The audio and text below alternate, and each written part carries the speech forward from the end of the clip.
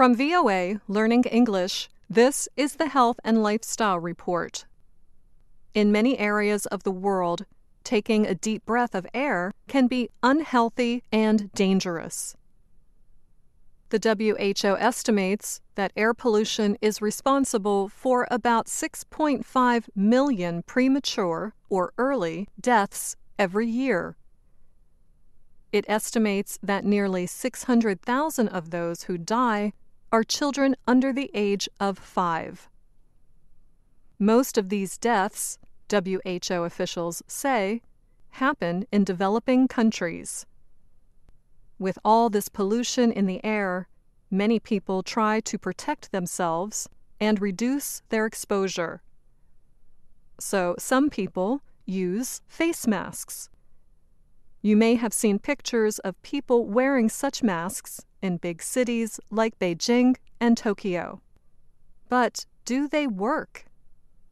One expert tells VOA Learning English that some work much better than others.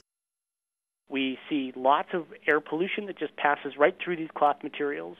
And for us, it's an important public health issue because people worldwide are choosing to use these kinds of masks to reduce their exposure.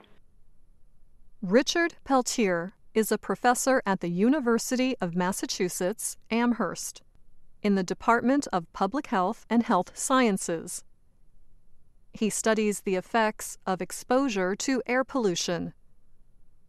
Recently, he was the lead author of a study on how well inexpensive face masks work. Peltier led a team that tested several types of inexpensive face masks they bought on the streets of Kathmandu, Nepal. These masks are commonly used in other polluted parts of the world.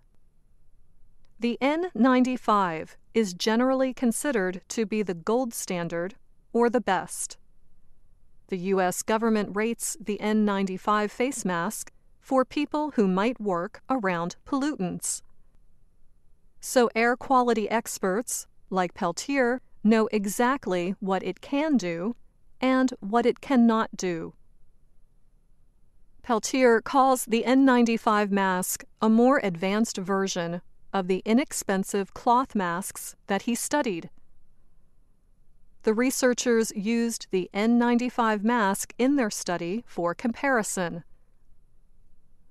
However, Peltier says N95 masks are either not available or too expensive in many places where pollution is severe. Also, he adds, it is made of paper, so it can't be washed and reused like cloth face masks. But what we find in many parts of the world are the unavailability of N95 masks. You can't buy these, or if they are available, they're too expensive. So people choose to substitute the N95 masks for inexpensive pieces of cloth. The face masks that Peltier and his team studied can be bought on city streets in places like China, Nepal, and India. He explains that these face masks have some effect, but not enough.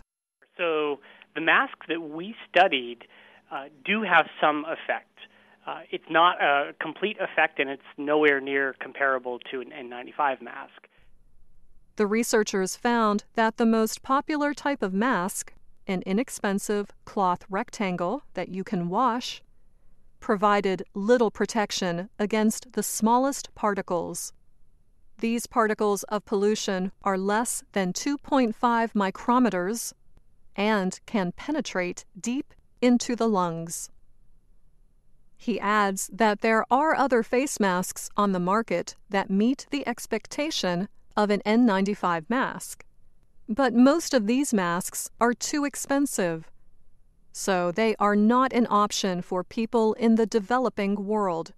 But there are other technologies out there, commercial products, that do sort of meet the expectation of an N95 mask. They do work very, very well.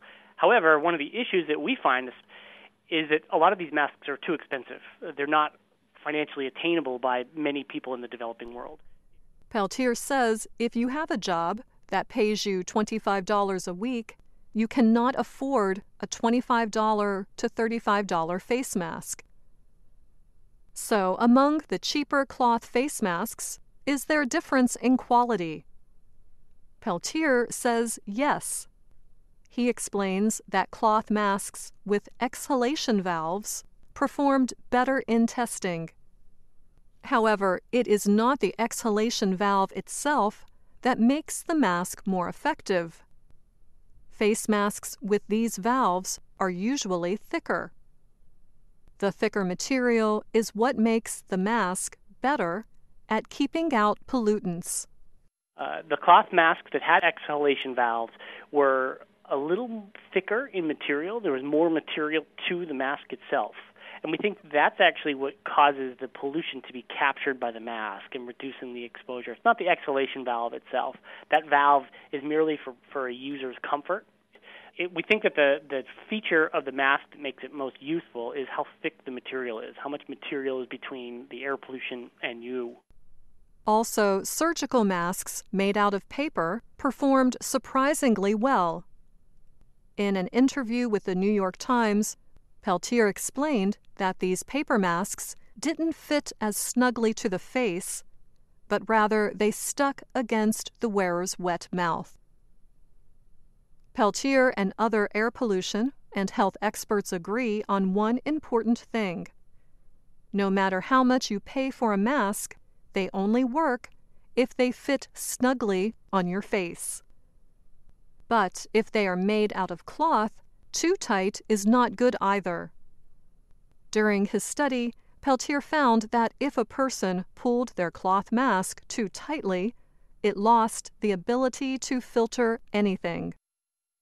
You might think that wearing any type of face mask is better than wearing nothing at all. Wearing a face mask, an inexpensive, non-working face mask made out of cloth, does give a false sense of security because it makes you feel like you're being protected when in fact you're not. You feel like you're doing something good for your body to protect yourself from air pollution, but in reality it's not doing anything at all, or it's doing very little.